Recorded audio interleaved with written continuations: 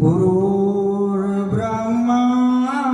गुरुर्विष्णु गुरुर्देवो महेश्वरम् गुरुर्साक्षात् परब्रह्म तस्मै श्री गुरुदेवो नमः।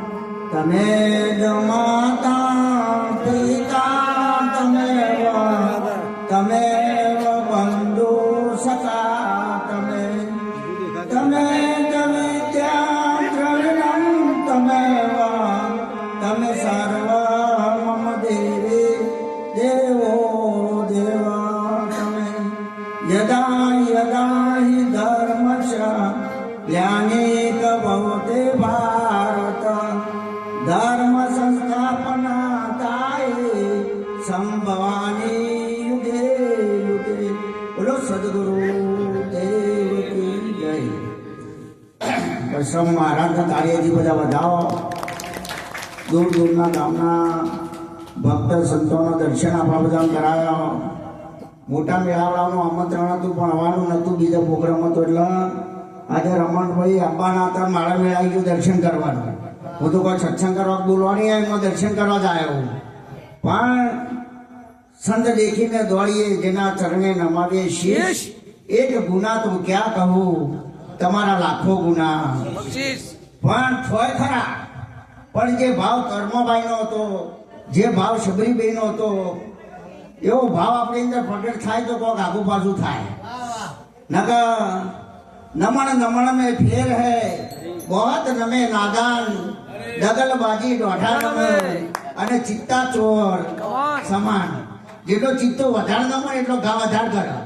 આ વાત પાકા પાયા માંડ્યો એટલે સંતો તો આગુ અનાદિથી પુકાર કર્યો કે ભાઈ ધન બળી ભૂમિ ભાગ્ય જે ઘેર હરિગુરુ સંતો વધાર્યો। જેની ભૂમિ બળવાનું હોય, જેના વગડાનો કંઈક ટુકડો બળવાનો હોય, જેની પેઢીનું કંઈક પુણ્ય તપતું હોય તો જ આવો સંતોનો સમાગમ અને પરિબળ પરમાત્માના નામનો સત્સંગ થાય। બીજું બધું નળિયા વળિયા મામેરો તો તમારે પરાણે કરવું પડે, છેવટના વિઘા વેચી નહીં કરવું પડે। પણ એક જ એવી વસ્તુ છે કે ભાઈ ભાગે બી ભળે નહીં, ભલી વસ્તુનો ભોગ કોકો કેરી પાકે લાડિયા થાય તમારા પાકમાં ના પાકે પણ હાક પાકેલી ચોટ પાક્યા વગર નહીં। એટલે हमारे भारत वर्ष के संत और शास्त्र वेद पुराण गीता भागवत महाभारत कथा देव मंदिर और उपवास सभी मिलके हमें एक संदेश सुना रहे हैं। बहुत समय से हम सुन जाए हैं, सब लोग ज्ञानी हैं, समझदार हैं, समझ सकते हैं।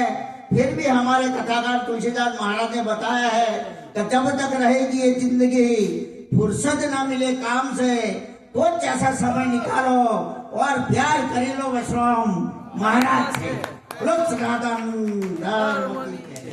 जब तक रहेगी जिंदगी आ जीवन से ने दो दान जवानी धन सत्ता કોઈ દિવસ કોઈનો કાયમ રહ્યું નથી અને ભવિષ્યમાં પણ રહેવાનું નથી। પેલા મોલ્યાખંડમાં હશો ભગવાનની દયાથી, પણ ધીરે ધીરે વટલાખંડમાં નંબર આવે, બધો હરીમ ના આવો પછી સીધા લેબડા ને બધું જતું રહ્યું ને। પછી પાણીની માટલી દવાની બાટલી તૂટેલી ખાટલી હવે ડોહા પર તમારી મૂડી તમે 2 લાખનો મકાન બનાવો મળમણા કરો નંબર આવે। હવે તો નદી હોમું જ કરવાનું। હવે તમે જે કરવાનું છે ટાઈમે તમારે ના હોય શોમાં દેખવાનું। પછી કોકની 50 ની ભેજ આવતી આમ કરીને જોવે ને કે કનું પાડું આવે ભેંસોના પાડા થઈ જાય।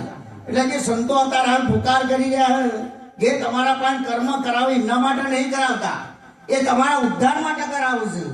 એ દાન પૂન ધર્મ અને જે ટુકડો ખવડાવતા શીખવાડે ને એ તમારા જીવનનો ઉપયોગ છે। તમારા ઘેર ભેંસો હોય તબેલો હોય રોજ તમે ટોપલી નાખો છો એટલે ગમે ત્યારે 12 મહિને 2 વર્ષે એનો ઉકેળો થાય છે, થાય કે નહીં થતું? પછી એને તમે ટોપલીથી ઉઠાવવા મેળાવા એને ટ્રેક્ટર ખડાવવા પડે। એમ સંતો જે ધીરે ધીરે તમારા પાસે જે મૂડી જમા કરે છે ને એ ભગવાનના દરબારમાં તમારું પુણ્ય જમા કરે છે। એ ગમે ત્યારે તમારો એક ઉકેળો થાય અને દાડા પછી ભજનની કરજો એવી દિવાલો મજબૂત, નહીં તો ટાટો નહીં ગયેલો ભાર। ભજનની દિવાલો જો મજબૂત હશે તો ભાર દીધી, નકર ટાટીઓ આવશે તો વાવાઝોડું આવ્યા જ નહીં તો આ બધે લૂટી જો નહીં। એટલે ખૂબ સરસ બધાએ પણ વાણીઓ ગાઈ. મને ખૂબ આનંદ થયો. કાકા ગુરુમુખી વાણીઓ બધા ગાયા. એક જ વાણી મરણની આવી. કોઈને ખબર છે?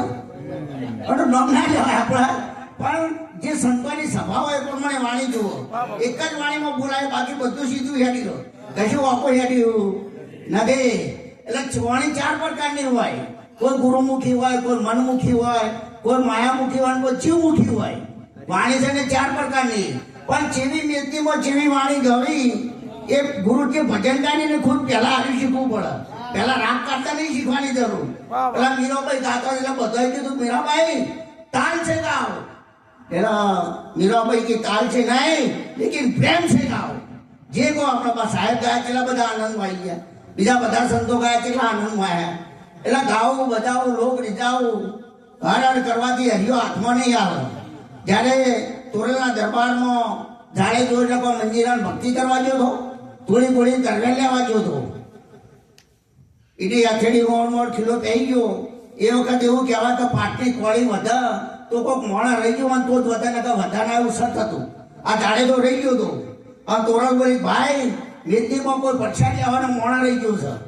જાડે તો પાટો પહોંચીને ડાફવા ધર્યો કે ભાઈ મારા વીરા કોઈ દાડો ભજનમાં જોશે જ નહીં, પરસાદ કોઈ દાડો ડાફા છે ના લેવાય. જાડે તો કે પરસાદ લેવાનો વારો જ પહેલી વહેલા આવ્યો છે. અત્યાર સુધી બધા પરસાદ આવ્યો જ છે, અને જેના આવ્યા ને બધાને કમ્પ્લીટ કરી નાખ્યા છે. પણ એની તૂટેલી અથેડી પર જ્યારે અલગ ધણીના નામનો પ્રસાદ મળ્યો ને, એની તૂટેલી અથેડી સંધાઈ દીધી. તારે જાડેજા તે જન્મ ધરીને ટુકડા કરવા વાળાને જ જોયા, પણ આ થઈ ગયેલા ટુકડા વધવા વાળા પહેલી વહેલા જોયા છે. તમારા બજારમાં 3 લુગડે કેસ પડી 1000 રૂપિયા અંતર છોડીને ફરતો હોય ને, એ હોટ પડે કાદા તોડ્યા વગર ના રહે.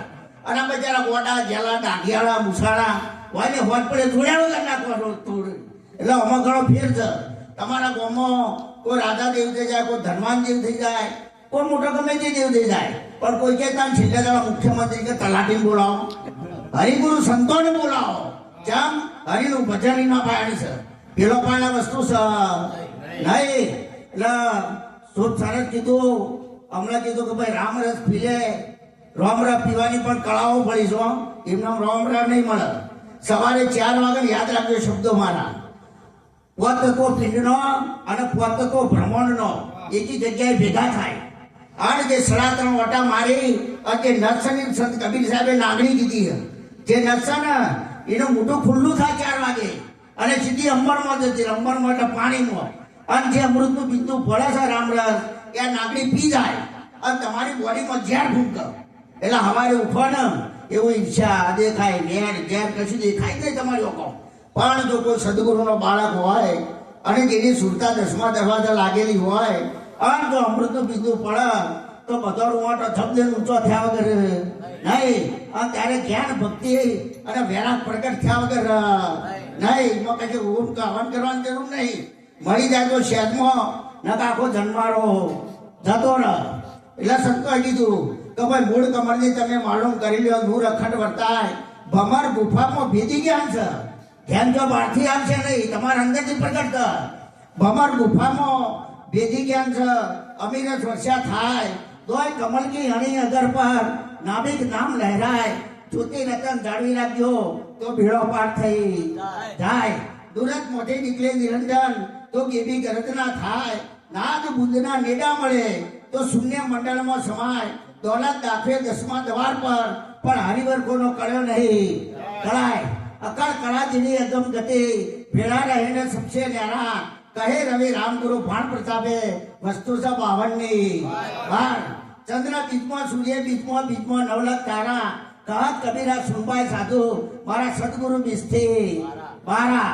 તારે સંતોએ કીધું તારી તાર ભયા ઉજિયાલા પુરુષ વિજયી પુરા. सोहम तार से हंस आवे तब हमारा दर्शन पावे. सोहम परवाना पर बैठ के देखो मूल स्थान. सोहम सोहम त्रिवेणी तीर उल्टा घाट खुले कबाट. उठती बमड़ी ध्यान धरे वो मरते को सजीवन करे. उल्टा नामगढ़ भीतर जड़े साहेब लाया शहर समाधि. गुरु का नाम आदिरति बमड़ी भजन पावे प्रमाण तो आत्मा सो परमात्मा. कहे कबीर धर्मदास को जो कोई हंसा पावरी तो पसे बोहरी जन्म नहीं आवरी. सुगरी फूल गुलाब का हर गटगट में राह समाई, कहत बिद पानिए गुरु बिन लिखा ना थाय।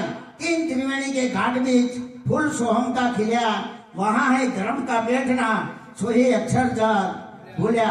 अपने कोटे हम खड़े तब गुरु गम दिया बताई, भीतर खिड़की खोल के राह अगम की पाई। चार जोजन के पर पुरुष विदेही पूरा, जगमग जगमग ऐसी ज्योत जले तो पहुंचेगा कोई सूरा। अरे बात में जाना माटा मिटा दे अपनी हस्ती को, अगर कुछ मर्द बचा है तो तारी हस्ती ने मिटा बिना मस्ती कदी मरती नहीं, मद धार में डूब्या बिना मोती कदी मरता नहीं, અને આંખને મીચ્યા વિના ભગવાનની જ્યોતિ ગોદાળો જળતી નથી। અને સંતોની જાતો ના પૂછીએ, કરીએ નેણાનો મૂળ તમે શું કરો? વાંચી ટેકો તાણીને જુઓ તો હરને હરિધાન એક હે।